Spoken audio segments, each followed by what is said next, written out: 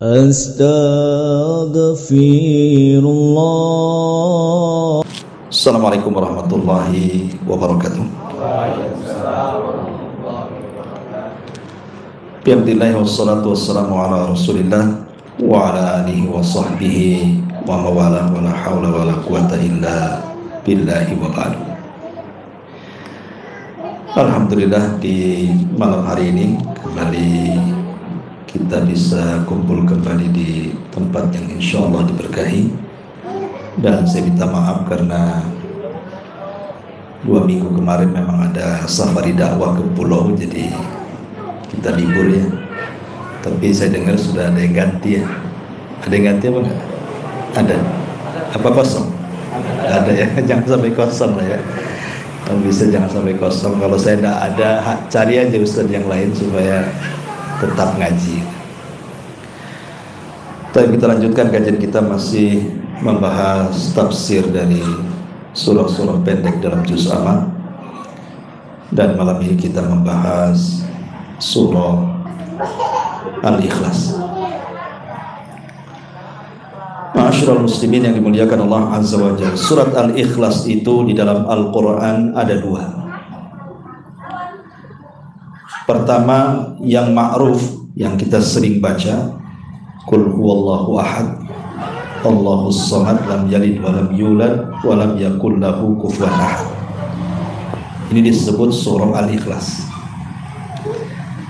Tapi di sana juga ada surat lain disebut Al-Ikhlas juga. Surat yang ma'ruf juga, Qul ya ayyuhal kafirun la a'budu ma ta'budun. Ini juga disebut surah Al-Ikhlas juga, karena isinya hampir mirip, baik Qul huwallah ataupun Qul ya ayyuhal kafirun. Cuman bedanya, kalau Qul huwallahu ahad itu bicara tentang rububiyah, siapa Tuhan kita, maka dijawab dalam surah Al-Ikhlas itu. Tetapi kalau Qul ya ayyuhal kafirun itu bicara tentang tauhid uluhiyah, bagaimana cara nyembah. Jadi dalam surah Al-Ikhlas itu Qul huwallahu ahad mengenal siapa Tuhan kita, tapi dalam surah Al-Ikhlas yang kedua Qul ya ayyuhal kafirun bagaimana cara menyembahnya. Jadi satu bicara tentang tauhid rububiyah dan asma dan sifat, satu bicara soal tauhid uluhiyah. Baik, kita akan bahas keutamaan surah Al-Ikhlas dulu. Di zaman Nabi SAW, Nabi itu kalau mengutus sebuah pasukan dalam bentuk syariah. Syariah itu pasukan khusus. Nabi tidak terlibat di situ. Disebut syariah bahasa Arabnya. Lah Nabi SAW itu kalau mengutus sebuah pasukan, yang menjadi pemimpin pasukan itu bukan dilihat dari skill berperang, bukan sudah berapa kali kamu ikut jihad, pandai gak kau menomba, berpanah, berkuda, bukan itu. Yang pertama kali menjadi ujian menjadi pemimpin perang. Tapi yang ditanyakan pertama kali oleh Rasul adalah kam hafidtum min kitabillah, berapa banyak Quran yang kau hafal. Itu. Coba kalau semua perusahaan, ya kan, kalau ngetes orang masuk berapa banyak hafalan Quran, insya Allah itu amanah semua isinya, ya kan? Nggak ada orang korupsi di perusahaan itu. Kalau Quran dulu tuh tesnya, ya. Jadi Nabi SAW itu Quran dulu dites, baru nanti yang paling banyak hafalannya dialah yang menjadi pemimpin perang. Kata Nabi SAW, anta imamuhum, engkau yang menjadi imam mereka. Kenapa? Karena di zaman itu imam perang itu plus juga imam sholat masalahnya. Jadi satu sisi dia menjadi imam perang, sisi lain nanti ketika safar dia pun merangkap menjadi imam sholat. Makanya yang pertama kali ditanyakan Rasul itu berapa banyak hafalan yang kamu punya. Maka yang satu mengatakan aku hafal sekian dan sekian, yang satu mengatakan sekian dan sekian. Maka yang paling banyak kata Rasul, anta imamuhum, kalau begitu engkau yang berhak menjadi imam karena engkau yang paling banyak hafalannya. Jadi suatu ketika Nabi SAW mengutus pasukan, sudah dipilih imamnya, berangkat nih pasukan. Lah selama safar nih, imamnya ini kalau sholat yang dibaca kulhu saja. Tentu sholat-sholat jahar ya, sholat-sholat maghrib, isya, subuh itu ya. Jadi Fatihah kulhu, rakaat kedua Fatihah kulhu, asih itu saja. Jadi boring lah makmumnya nih. Masalahnya apa? Kan yang dipilih yang paling banyak hafalannya kan. Harusnya kan yang paling banyak hafalannya, banyak suratnya lah yang dihafal. Asih itu aja. Coba bayangkan. Jadi akhirnya pasukannya ini protes sama imam ini. Kata pasukannya, wahai sang imam, engkau dipilih oleh Nabi itu karena banyak hafalan.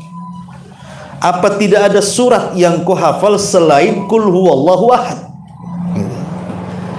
Malah kemudian pemimpin perang ini mengatakan, bukan saya tidak punya hafalan, tapi saya tetap akan membaca Qul huwallah. Kalian mau sholat di belakangku silahkan, mau sholat sendiri juga silahkan.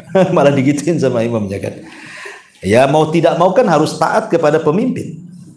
Dalam peperangan itu tidak boleh membangkang pemimpin, bisa masalah kan itu ya. Akhirnya walaupun hatinya agak gimana gitu ya, ya tetap aja sholat di belakang dia sampai selesai perang ya. Akhirnya kemudian selesai perang ini, sampailah mereka di Madinah, dilaporkan sama pasukan ini kepada Nabi. Rasul, ini kami punya pemimpin ini aneh katanya. Kalau sholat asik kulhu aja, persis kayak ibu-ibu, kulhu aja itu, ibu ya. Si kulhu lagi, kayaknya surat favorit itu ya. Jadi akhirnya kemudian Nabi SAW memanggil pemimpin pasukan ini, kemudian menanyakan alasannya. Maka kata pemimpin pasukan ini mengatakan, kenapa aku selalu membaca Qul huwallahu ahad itu? Kata dia mengatakan, fa inni uhibbuha ya Rasulullah, karena aku suka dengan surat itu.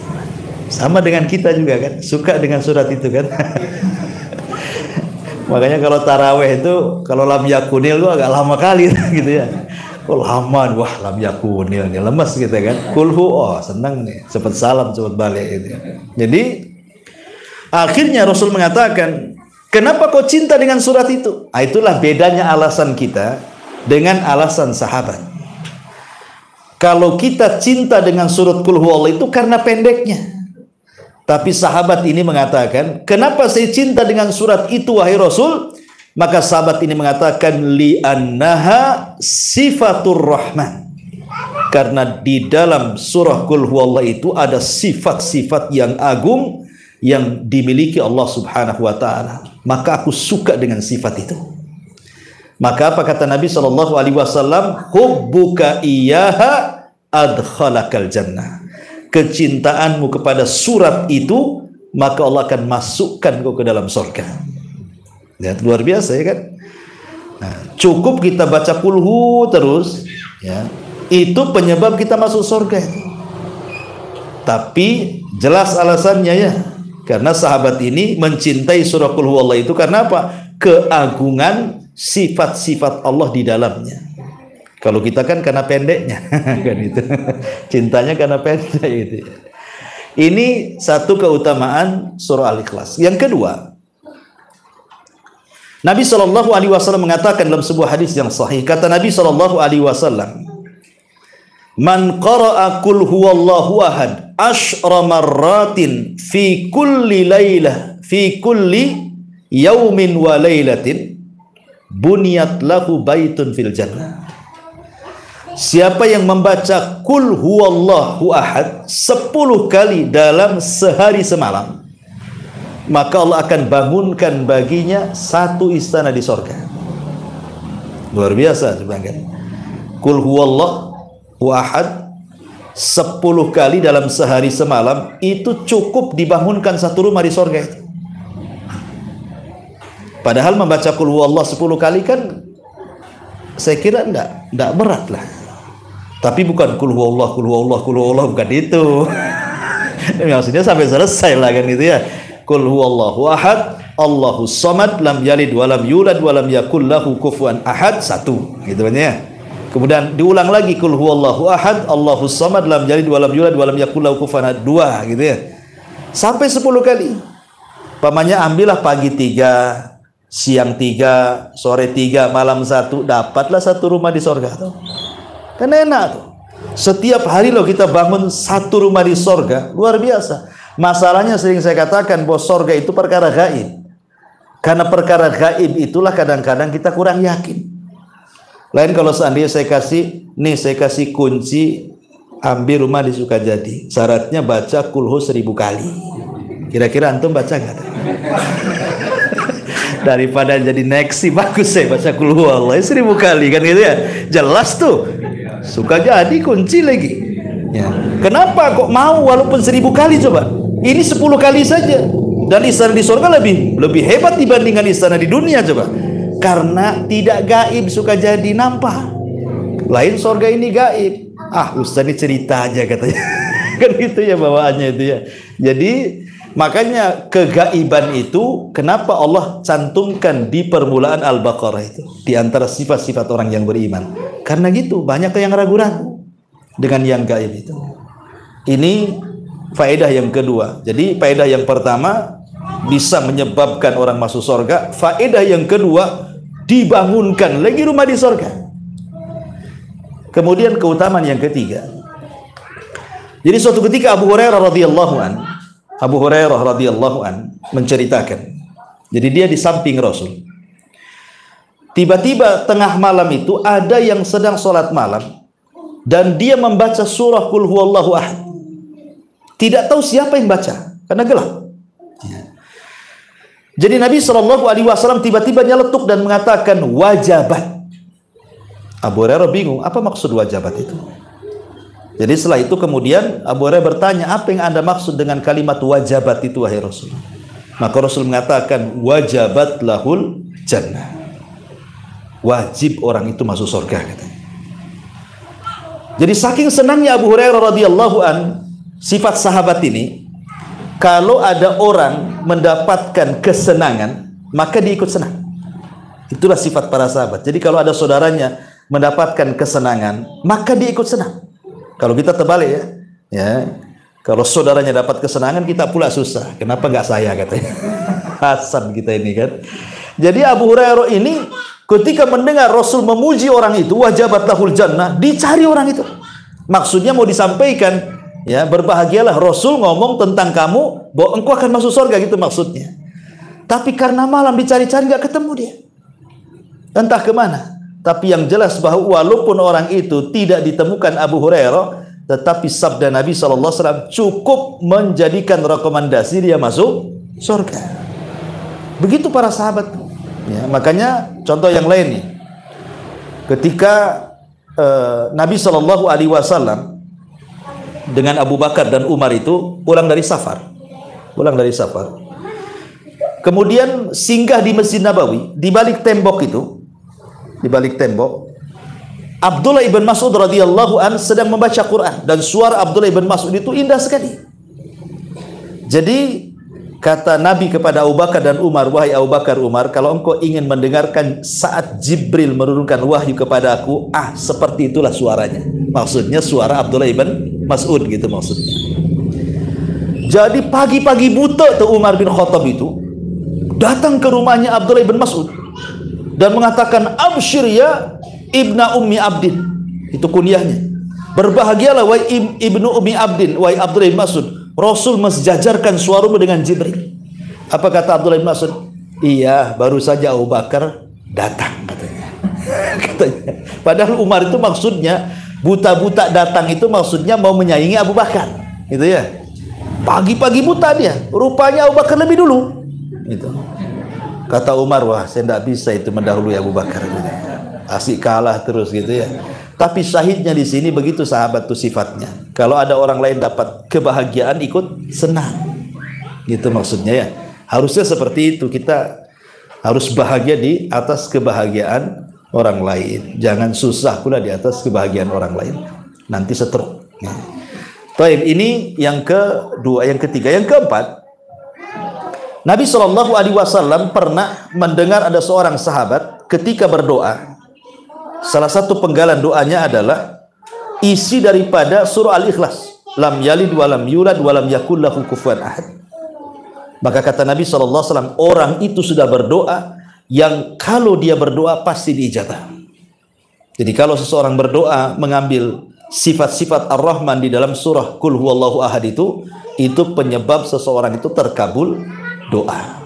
Bahkan lebih daripada itu, surah Al-Ikhlas itu disebut juga suratus syifa, surat kesembuhan. Jadi kalau orang meruqyah baca Qul Huwallah di air putih gitu ya, kemudian diminumkan ke orang, itu jadi obat. Nah gitu saja mudah ngeruqyah itu. Baca Fatihah, baca Qul a'udzu birabbin nas, Qul a'udzu birabbil falaq, Qul huwallah, dah kasihkan. Itu sudah jadi obat. Dan harus yakin. Ya, ruqyah itu tidak boleh coba-coba. Kalau coba-coba nggak akan mujarab. Karena Quran itu nggak bisa untuk coba-coba. Ah, coba-coba siapa tahu sembuh. Nggak bisa. Itu ragu-ragu dengan Quran namanya ya. Nggak boleh, harus yakin sembuh. Ya. Makanya dalam ilmu kesehatan itu sugesti itu penyembuh. Hanya sekedar sugesti itu lo bisa menyembuhkan. Penting itu kepercayaan itu. Meyakinkan pasien itu penting. Makanya nggak ada dokter yang nakut-nakuti sembuh padahal besok mau mati itu. Iya kan? Karena ditanamkan sugesti. Jangan sampai orang didonkan. Oh didonkan ya makin parah penyakitnya. Memang begitu ilmu kesehatan. Ya, jadi kalau sama orang sakit itu insya Allah sembuh. Banyak orang sembuh kayak kamu. Padahal nggak pernah sembuh kayak gitu tuh. Tapi tidak apa-apa. Ya, tanamkan sugesti kepada orang supaya orang itu ada harapan gitu maksudnya ya. Dan itu kebaikan. Ini diantara keutamaan surah Al-Ikhlas dan banyak. Kita masuk tafsirnya. Allah Subhanahu wa taala mengatakan Qul huwallahu ahad. Di dalam Al-Quran itu surat-surat yang dimulai dengan Qul itu cuman ada 5. Maksudnya dimulakan dengan kalimat Qul. Pertama Qul huwallahu ahad, 1. Yang kedua Qul a'udzu birabbin nas. Yang kedua, yang ketiga Qul a'udzu birabbil falaq ya. Yang keempat apalagi itu? Qul ya ayyuhal kafirun. Yang kelima suratul jin. Qul uhiya ilayya annahu istama'a nafarun minal jin. Jadi surah Al-Ikhlas, surah Al-Falaq, surah An-Nas, surah Al-Kafirun dan suratul jin. Itulah Quran yang dimulai dengan kalimat Qul. Tapi kalau Qul di tengah ya banyak. Ya seperti yas'alunaka anil mahid qul huwa adan gitu ya. Yas'alunaka madza yunfikun qul ma anfaqtu min khairin. Tapi kalau dimulai dengan qul itu cuma ada 5 saja di Quran. Dan biasanya surat yang dimulai dengan qul itu karena sebab pertanyaan. Karena qul itu sebagai jawaban. Ya, jadi ada orang bertanya, maka jawabannya qul, katakan wahai Muhammad. Ini jawabannya. Gitu ya. Seperti yas'alunaka anil mahid, mereka bertanya-tanya soal darah haid. Qul, katakan ya Muhammad, ini jawabannya. Gitu ya. Yas'alunaka madza yunfikun, mereka bertanya-tanya soal kemana kalau saya punya uang diinfakkan. Qul ma anfaqtum, katakan ya Muhammad, nih harta ini diinfakkan ke ini gitu ya. Lah sama qul huwallah ini juga, ini adalah jawaban dari soalan. Jadi dalam asbab nuzul suratul Ikhlas ini ada 2. Pertama ada yang mengatakan bahwa ini pertanyaan dari orang musyrik, ada yang mengatakan pertanyaan dari orang Yahudi. Jadi orang-orang musyrik itu kita tahu bahwa orang musyrik itu mereka sesembahan mereka itu kan adalah manusia yang diagungkan, kemudian dipatungkan. Seperti contoh Lata. Ada namanya patung Lata, Uzza, Manat, Hubal kan? Lata itu diambil dari Lata Yalutu, mengadon roti. Ya, karena dulu ada orang soleh, kalau datang jemaah haji di zaman jahiliyah itu dia suka ngadon roti, kemudian digratiskan tuh, dibagikan ke jemaah haji itu. Jadi karena kebaikannya, kemudian dia meninggal, kemudian dibuatlah berhala namanya Lata. Ya, maka disembah. Ya. Begitu juga Lata, Uzza, Manat dan begitu seterusnya. Jadi bagi mereka sesembahan itu harus jelas. Ya, seperti Lata ini kan dulunya manusia, jelas bapaknya, jelas ibunya kan itu ya. Jadi orang-orang Arab itu menyangka bahwa Nabi SAW itu menyembah kepada Tuhan yang ada bapak, ada ibu. Seperti orang Nasrani menganggap Isa anak Tuhan kan itu ya. Tapi ibunya manusia, Maryam. Kemudian Yahudi Uzair menganggap anak Tuhan dan begitu seterusnya. Jadi orang-orang musyrikin bertanya kepada Rasul, "Ya Muhammad, siflana rabbak." Muhammad, sifatkan Tuhanmu kepada kami seperti apa? Ibnu man, anak siapa dia katanya. Jadi anak siapa tuh Tuhanmu tuh? Maka Nabi SAW terdiam sampai turun, "Kul," katakan ya Muhammad, "Kul huwallahu ahad." Allahu ahad. Tuhanku Allah yang esa. Dia somad, semua manusia bergantung kepadanya. Lam yalid walam yulad, tidak melahirkan dan tidak dilahirkan. Walam yakul lahu kufuwan ahad, dan yang tidak ada yang sekufu, seimbang dengan dia. Jadi jawaban kul huwallahu ahad ini sebagai pertanyaan ketika ditanya siapa Tuhan wahai Muhammad. Ibnu man, anak siapa dia? Ibunya siapa dia? Maka Allah balas bahwa Tuhan kita Allah yang tunggal, dia tidak beranak dan tidak diperanakkan, dan semua manusia bergantung kepadanya dan tidak ada yang sekufu dengan Allah Subhanahu wa taala. Taib, kita akan rinci. Qul huwallahu ahad. Kalimat ahad dalam bahasa Arab itu beda dengan wahid. Ada ahad, ada wahid. Kalau bahasa kita ada esa, ada satu. Kan beda. Esa dengan satu itu. Kenapa esa dengan satu beda? Sebab setelah satu pasti ada dua. Sebelum satu pasti ada kosong. Sama dengan bahasa Arab. Setelah wahid, itsnain. Sebelum wahid, sifar. Dan itu ya, kosong. Ya. Tapi kalau ahad, tidak ada sebelum dan tidak ada sesudahnya. Sama dengan kalimat esa. Coba, esa itu kan tunggal bahasa kitanya. Sekarang sebelum esa apa? Dan setelah esa apa? Kan nggak ada. Apakah dua esa? Dua juga kan? Dua esa, tiga esa jatuhnya kan itu ya. Ya nggak mungkin juga kan itu ya. Jadi ahad itu artinya esa. Wahid itu artinya satu. Satu itu memungkinkan dua, tiga, empat, lima. Tapi kalau esa itu tidak mungkin dua esa, tiga esa, empat esa. Ya esa saja. Itu maksudnya. Maksudnya apa? Ketika Allah mengatakan kul huwallahu ahad, maksudnya ahadun fi dzatihi wa wahidun fi sifatihi. Jadi ketika bicara zat dia esa. Tapi ketika bicara sifat maka tidak esa. Karena semua sifat itu banyak, tapi kembali ke yang esa. Sifat kita kan banyak gitu ya. Pemarah, pemaaf, tersenyum, kan kita satu orang tapi kan sifat kita banyak, ya kan? Lah Allah itu dia wahid dalam sifat tapi ahad dalam zat. Semua sifat kembali kepada Allah Subhanahu wa taala. Kenapa? Karena walaupun ada kemiripan nama ataupun sifat yang dimiliki Allah dengan kita, tapi akan berbeda. Karena Allah satu-satunya yang tersifati dan ternamai dengan nama tersebut. Contoh umpamanya Ghafur, Allah Maha Pengampun. Ketika Allah disifati dengan Ghafur, Allah Maha Pengampun, maka selamanya Allah itu pengampun, selamanya. Tapi manusia tidak selamanya pengampun.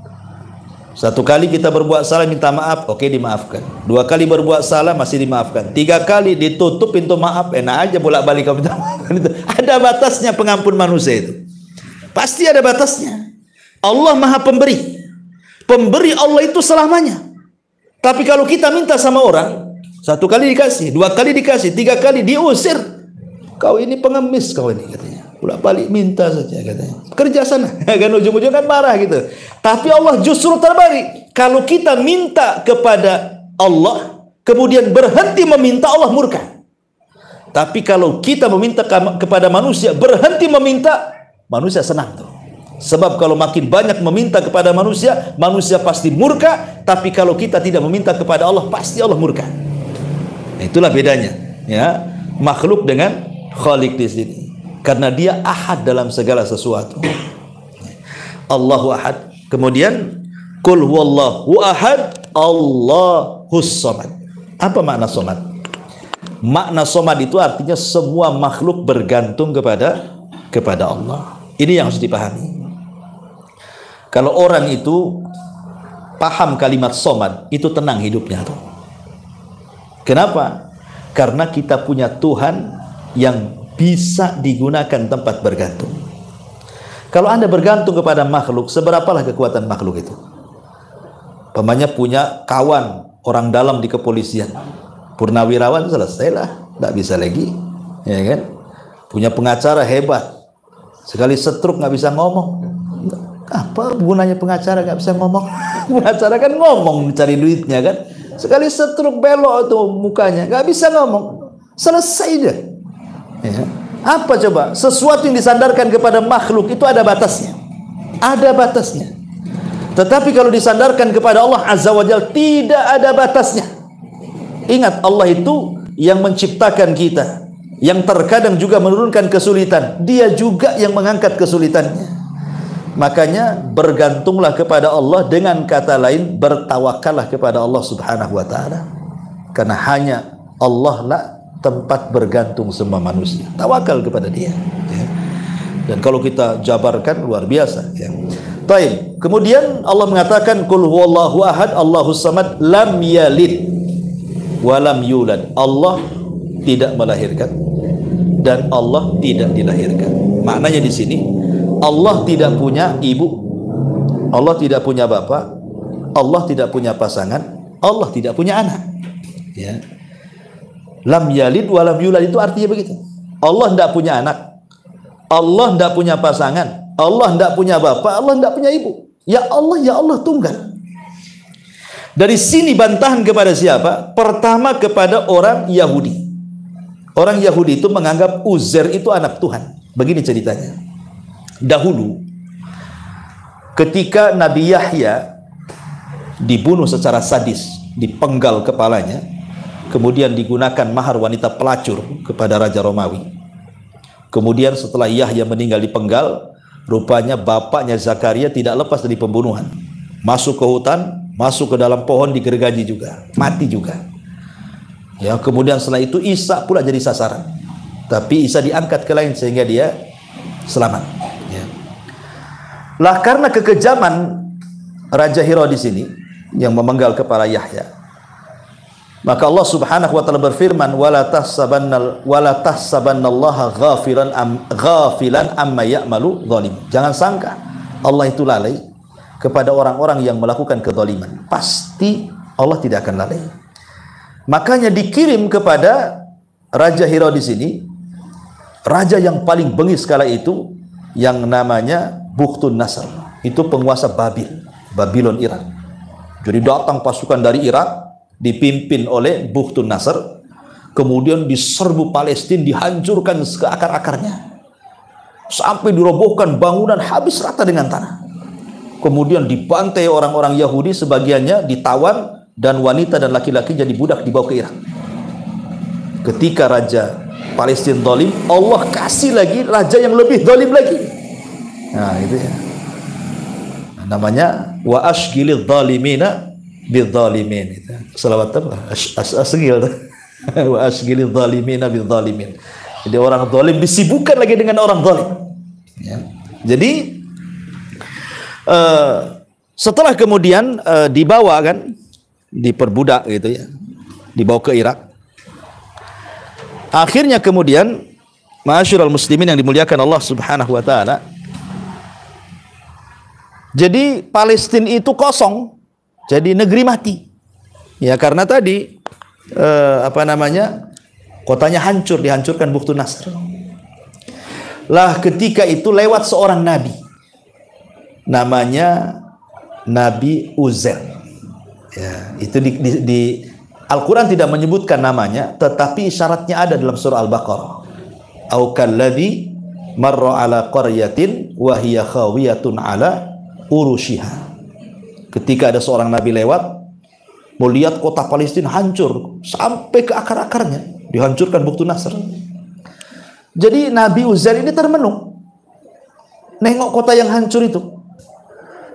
Kemudian terucaplah dia mengatakan, anna yuhyillah ba'da mautiha.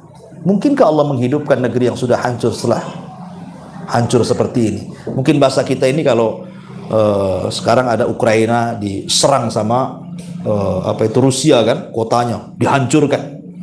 Kemudian kita melihat kota itu sebelum hancur indah, tiba-tiba sudah hancur lebur. Kemudian kita berpikir, mungkin nggak kota itu akan sedia kalah? Itu bahasanya. Ya, kata Nabi Uzair itu. Mungkinkah Allah bisa mengembalikan kota yang sudah hancur itu?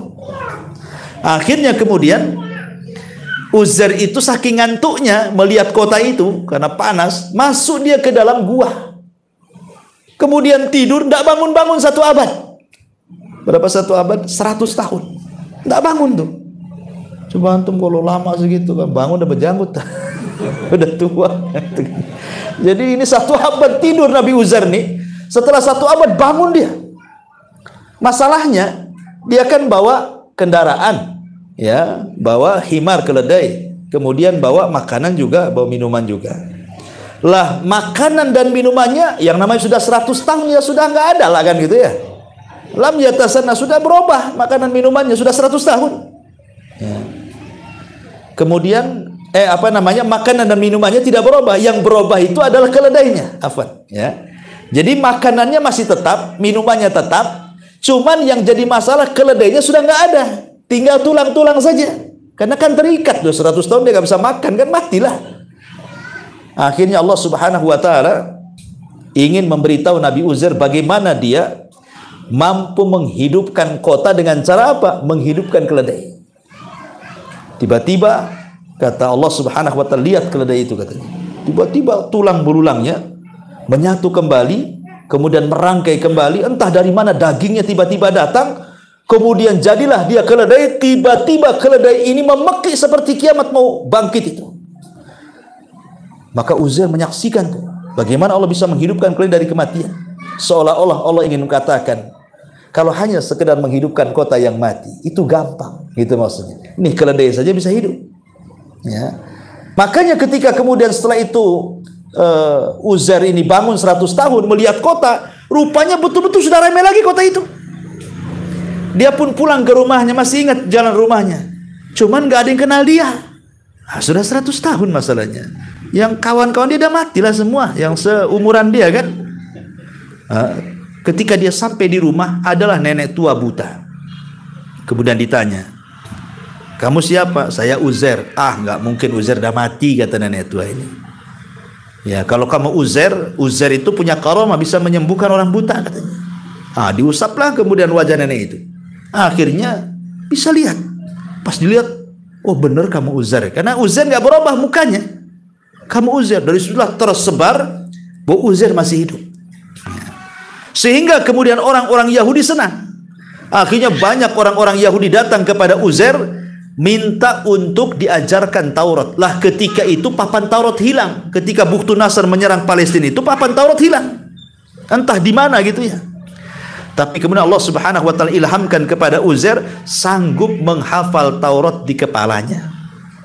Sehingga orang Yahudi pun ekstrim kepada Uzair. Bagaimana mungkin Nabi Musa aja nggak hafal Taurat, yang turun Taurat kepadanya, kok Uzair bisa hafal pula, kan begitu ya. Sejak itulah orang Yahudi akhirnya menuhankan Uzair dan mengatakan Uzair itu putra Allah. Makanya Allah mengatakan dalam surah At-Taubah, wa qalatil yahudu Uzair ibnullah. Berkata orang-orang Yahudi Uzair itu putra Allah. Hanya gara-gara hafal Taurat. Dalam Islam itu yang hafal Quran banyak. Anak-anak kecil sudah hafal Quran. Enggak juga disebut itu anak Allah. Nak beranak, berapa anak Allah dalam Islam tuh? Kalau setiap orang yang hafal Quran dikatakan anak Allah kan? Semua jadi anak Allah lah yang ditahfidz Quran itu. Ya. Karena hanya satu-satunya kitab langit yang bisa dihafal cuma Quran. Coba orang Nasrani dengan Injilnya, ada yang hafal Injil luar kepala? Nggak ada. Gitu. Tapi umat Islam itu bisa menghafal Quran walaupun anak-anak. Bahkan ketika saya masih di Yaman itu, ada cerita orang tua usianya 80 tahun. Dia kerjanya itu bawabah. Bawabah itu security bahasa kita, bahasa Arabnya bawabah. Jadi dia tukang jaga gerbang madrasah. Sudah 80 tahun usianya. Jadi melihat orang-orang asing kayak kita orang Indonesia itu kok bisa ngafal Quran, dia cemburu kan, dia orang-orang Yaman masalahnya. Tapi dia nggak bisa baca Quran. Rupanya tidak semua orang Arab itu bisa baca Quran. Ada juga orang Arab tak bisa baca Quran, ikhwan. Ya. Tapi karena keinginannya ingin hafal Quran kuat, zaman itu kan belum ada kayak gitu handphone, masih pakai tip kaset, tip Sony zaman dulu kan, pakai tip kaset itu. Jadi dia beli kaset itu, sama beli kaset 30 juz tuh, ditaruh di posnya itu. Jadi setiap hari dia dengerin tuh satu kaset Al-Fatihah itu. Kalau dia dapat satu ayat pemanya Alhamdulillahirabbil alamin, diulang-ulang sampai 100 kali itu. Sudah hafal, nanti ke ayat berikutnya, hafal ayat berikutnya. Allah takdirkan lama-lama hafal satu Quran. Enggak ada yang mustahil ya, kawan. Makanya Allah mengatakan walaqad yassarnal Qur'ana lidzikri. Kami mudahkan Quran itu diingat sebenarnya. Semua orang bisa hafal Quran, kita aja yang malas. Bukan begitu Ustaz, saya ini sudah hafal wadduha, besoknya saya tambah watin, wadduhanya hilang, watininya pun hafal katanya. Itu bukan ngapal, itu namanya nukar hafalan. Ditukar hafalannya gitu ya. Jadi itulah kadang-kadang kita kembali bahwa ketika orang-orang Yahudi menuhankan Uzair, maka Allah mengatakan lam yalid wa lam yulad. Tuhan orang Islam itu tidak melahirkan dan tidak dilahirkan. Kemudian orang-orang Nasrani, ayat ini juga bantahan kepada Nasrani, karena orang Nasrani menganggap Isa itu anak Tuhan. Sebagian mereka mengatakan satu di antara 3 Tuhan, bahkan yang lebih ekstrim mengatakan Isa itu Tuhan itu sendiri. Ah, itu kan ekstrim sekali. Alasannya apa? Alasannya sederhana. Karena Maryam itu mengandung tanpa bapak. Lalu siapa bapaknya kalau bukan Tuhan, gitu ya. Makanya ketika mereka punya prasangka seperti itu, Allah bantah dalam Quran, inna mathala Isa kamathali Adam. Permisalan Isa itu sama dengan Adam. Kalau kau bilang bahwa Isa itu anak Tuhan gara-gara tidak ada bapak, Adam jauh lebih hebat lagi, gitu maksudnya. Dia tak ada bapak, tak ada ibu, Isa masih ada ibu. Kenapa Anda katakan Adam nabi tidak anak Tuhan, tapi Anda katakan Isa anak Tuhan? Padahal kalau secara tabiat kehebatan, Adam lebih hebat lagi, nggak ada bapak, nggak ada ibu. Harusnya dia lebih anak Tuhan lagi. Tapi kenapa mereka tidak mengatakan Adam anak Tuhan? Makanya Allah bantah ini. Permisalan Isa itu sama dengan Adam. Allah sanggup menciptakan orang tanpa ayah, tanpa ibu, Adam. Allah sanggup menciptakan orang tanpa ada ibu, Isa. Allah sanggup menciptakan tanpa ayah, Hawa. Kan itu ya. Jadi ini kan kekuasaan Allah semua tuh. Adam, Hawa, Isa, ini kan keajaiban. Yang satu nggak ada ayah, nggak ada ibu, Adam. Yang satu nggak ada bapak, Hawa, gitu ya. Yang satu nggak ada ibu, Isa, nggak ada ayah, Isa nggak ada bapak, Isa nggak ada ibu, Hawa, kan gitu. Dan ada makhluk yang ada ibu bapaknya seperti kita. Jadi ini nggak heran bagi kita kan? Kenapa gara-gara tidak ada bapak kemudian dituhankan? Makanya Allah mengatakan lam yalid wa lam yulad. Ingat, Tuhan Islam itu tidak melahirkan dan tidak dilahirkan. Atau bantahan kepada orang musyrik Arab di zaman itu, karena menganggap malaikat itu putri-putri Allah, banatullah. Makanya turun lam yalid wa lam yulad. Allah tidak punya anak putri. Ya. Makanya turun tidak melahirkan dan tidak dilahirkan. Walam yakul lahu kufuwan ahad. Dan Allah itu tidak ada yang sekufu dengan dia, sebanding dengan dia, nggak ada. Ya. Makanya kenapa Allah itu tidak, hikmah kenapa Tuhan tidak bisa dilihat? Kenapa kok Tuhan kita tidak bisa dilihat? Bukan tidak bisa dilihat, pandangan kita tidak sanggup melihatnya. Supaya ketika kita ini menggambarkan Tuhan, tidak bisa menggambarkan kecuali dari berita yang thiqah, yang terpercaya. Karena begini ya, mensifatkan Tuhan itu sama dengan mensifati sebuah barang. Contoh nih, ini handphone ya. Ada orang pernah melihat handphone ini, kemudian dia bisa, oh saya tahu handphonenya Ustadz Abu Humairah itu warnanya hitam, tablet udah jelek, udah lecek namanya kan, karena pernah lihat, bisa disifati. Ya. Ataupun oh saya tahu handphonenya Ustadz Abu Humairah itu ada kembarannya, itu sama-sama iPhone sekian, saya tahu tuh. Ya. Atau yang ketiga, Mungkin dia dapat kabar dari orang yang pernah melihat. Ya kan? Dia tidak pernah melihat, nggak ada pula kembarannya, tetapi dia dapat kabar dari orang yang pernah melihat handphone saya dicerita. Lah, Allah juga sama.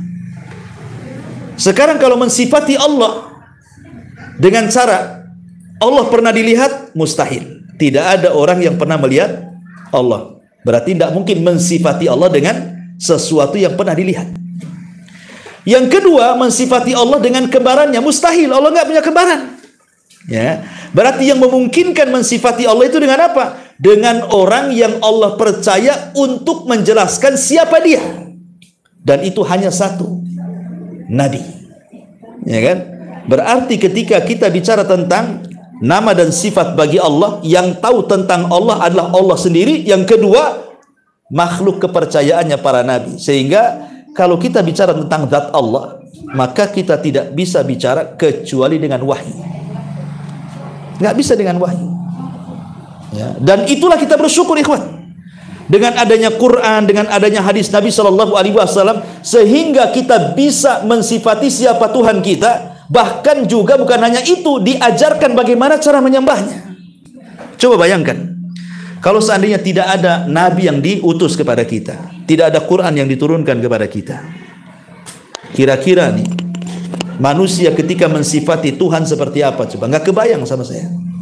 Pasti dia akan mensifati Tuhan itu sesuai dengan yang didengar, sesuai yang dilihat, sesuai yang dipikirkan kan. Sehingga apa yang terjadi pasti akan banyak Tuhan tuh. Makanya kita lihat orang-orang yang di dalam hutan sana, ya kan, anggaplah nggak ada ustadz masuk, nggak ada Quran masuk, tapi kan mereka nyembah juga, walaupun nyembah pohon itu ya, atau nyembah batu atau nyembah apalah, intinya kan nyembah juga tuh. Ya. Pertanyaannya, kenapa mereka sampai nyembah pohon, nyembah batu?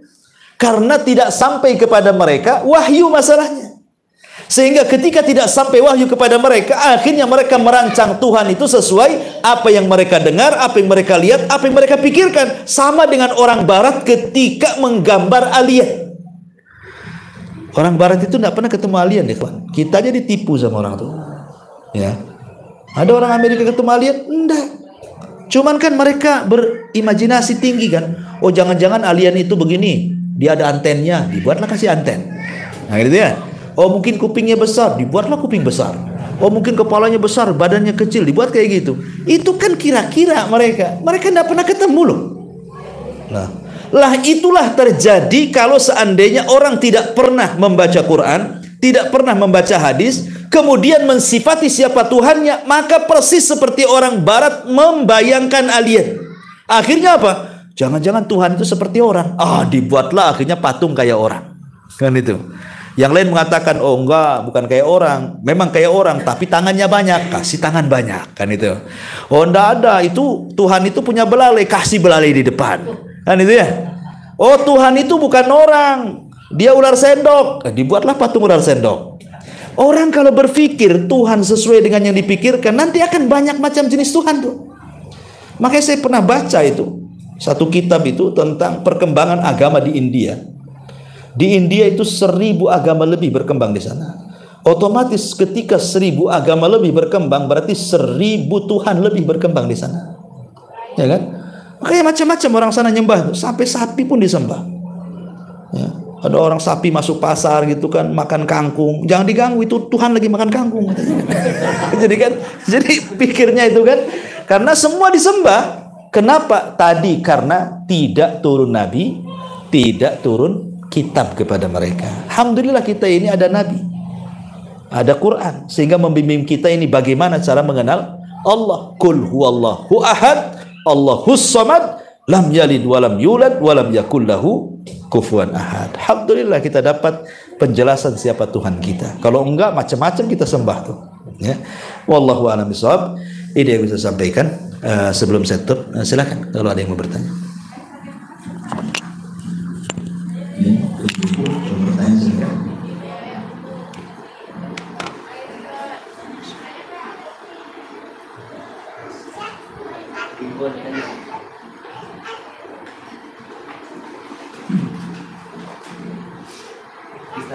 Oke.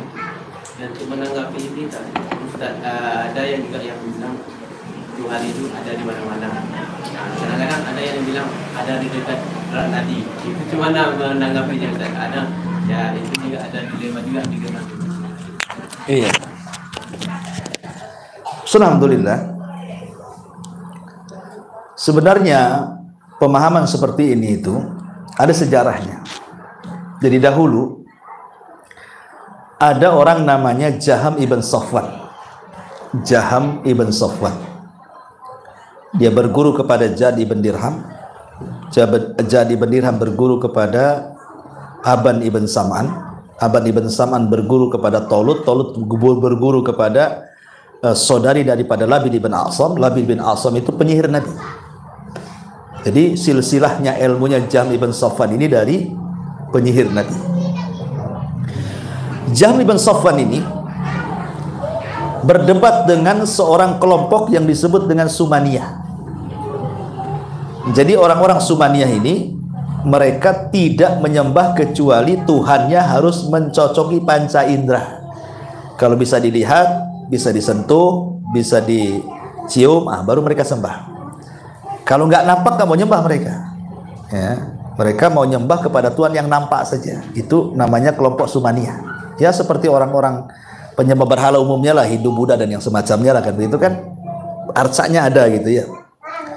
Sementara pemahaman si Jahm ibn Safwan ini justru dia mengingkari bahwa Tuhan itu tidak punya nama, Tuhan itu tidak punya sifat.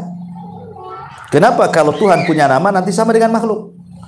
Kalau Tuhan punya sifat sama dengan makhluk. Makanya dia mengingkari bahwa Tuhan itu tidak punya nama, tidak punya sifat. Berjumpalah ini dua kubu yang berbeda. Satu terlampau ekstrim menyembah Tuhan harus sesuai panca indera. Yang satu pula mengingkari Tuhan itu tidak punya nama, tidak punya sifat. Akhirnya berjumpa, berdialog nih dua kelompok ini. Jadi orang-orang Sumani ini bertanya kepada Safwan ibn Jahm ibn Safwan ini, ya Jahm, siflana rabbak. Jahm, sifatkanlah Rabbmu itu seperti apa? Seperti apa? Apakah dia lonjongkah, dia bulatkah, dia apa? Seperti apa? Tuhan itu seperti apa? Karena Jahm ibn Safwan ini mengatakan tidak ada nama, tidak ada sifat bagi Tuhan. Kalau ditetapkan nanti sama dengan makhluk. Bingunglah Jahm ini. Mau mensifati dia mengingkari sifat, mau kasih nama dia mengingkari nama. Akhirnya dia mengatakan ginilah jawabannya. Tunggu sebentar. Tunggu beberapa hari berikutnya. Akhirnya dia masuk ke dalam rumah 40 hari tidak sholat. 40 hari tidak sholat dia. Mikirin jawaban tentang siapa Tuhan. Gitu. Kalau kita kan gampang siapa Tuhan, qul huwallahu ahad, selesai kalau kita. Kan itu. Ini mikir siapa Tuhan saya ini. Setelah 40 hari dia nggak sholat, Bu, keluar dia. Dia datang kepada orang-orang Sumaniyah, saya punya jawabannya katanya. Apa jawabannya katanya? Tuhan itu seperti angin katanya.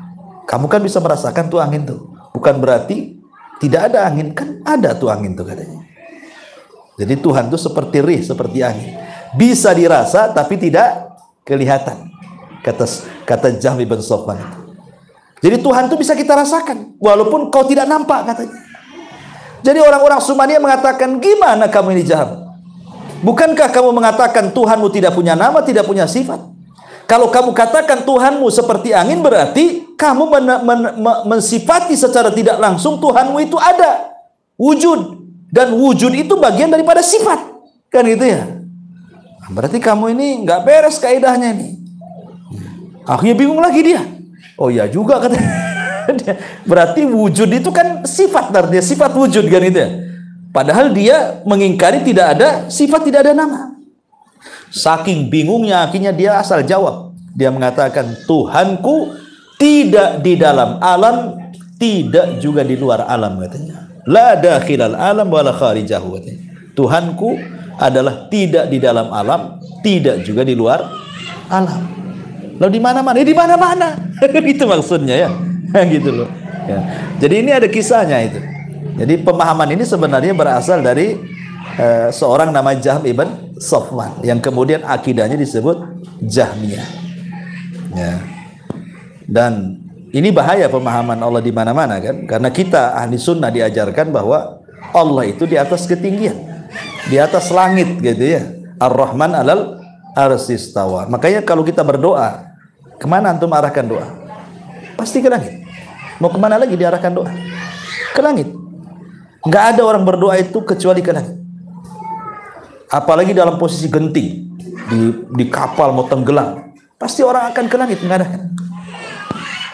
Bahkan orang awam saja kalau ditanya, kapan lu kawin? Saya serahkan ke yang di atas. Itu orang awam tuh. Dia ngomong gitu. Saya serahkan ke yang di atas katanya. Artinya kan dia meyakini kan bahwa secara fitrah itu Tuhan di atas. Ya, dan kita harus yakini selesai sebenarnya. Tanpa harus membagaimanakan, tanpa harus menanyakan. Pokoknya Tuhan di atas, selesailah gitu. Karena kita tidak boleh juga terlalu dalam mempertanyakan tentang Allah masalahnya. Kalau di atas, di mana dia? Oh, mulai terhayal kan itu. Nggak boleh, sudah Allah di atas, selesai.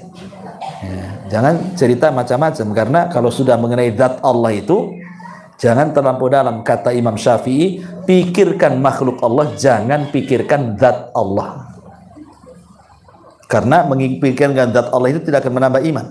Tapi kalau memikirkan makhluk Allah, menambah iman. Seperti Allah mengatakan, afala yanzuruna ilal ibili kaifa khuliqat. Tidakkah kau lihat unta itu diciptakan? Lihat unta diciptakan. Kok ada binatang seperti unta? Dia bisa nggak minum 3 bulan nggak mati? Ya, coba antum punya kucing, jangan dikasih minum seminggu, apakah mati? Ini unta 3 bulan tak minum tak mati. Yang kedua, unta ini kalau dia safar kemudian pulang, dia tahu jalannya, walaupun 1 kali jalan, padahal dia tidak ada Google Map, dia bisa balik tuh. Ya, berarti menunjukkan apa? Ada insting unta itu. Makanya wajar unta itu binatang pantas di padang pasir. Karena orang kalau ke padang pasir pasti nyasar. Tapi kalau unta tidak nyasar, dia tahu jalan pulangnya. Itu hebatnya unta. Ya, dan unta ini kalau lihat orang, jangan disakiti. Dendamnya itu nggak akan lupa walaupun antum sudah tua. Pokoknya antum pernah nyakiti dia nih, ketika usia antum 20 tahun. Kemudian ketemu lagi dengan dia di usia 50 tahun, dia masih ingat wajah antum tuh. Kurang ajar nih katanya. Iya, masih tahu tuh. Dia tahu unta itu. Makanya kenapa Allah mengatakan, apakah tidak kau lihat bagaimana unta diciptakan tuh? Kok makhluk ada kayak gitu ya kan? Siapa yang menciptakan makhluk kayak gitu kalau bukan Allah? Dan unta itu pencemburu. Jangan sampai kandangnya diduduki orang. Jadi mamanya kalau kambing ini kita duduk di kandang dia, nggak peduli kan kambing itu. Mau tidur sama dia pun nggak peduli. Tapi jangan tidur di kandang unta. Antum bisa disepak. Ya, makanya Rasul melarang tidak boleh sholat di kandang unta. Boleh sholat di kandang kambing, karena kambing nggak akan dendam sama kita. Kalau unta cemburu dia, apalagi dekat betinanya, cemburu.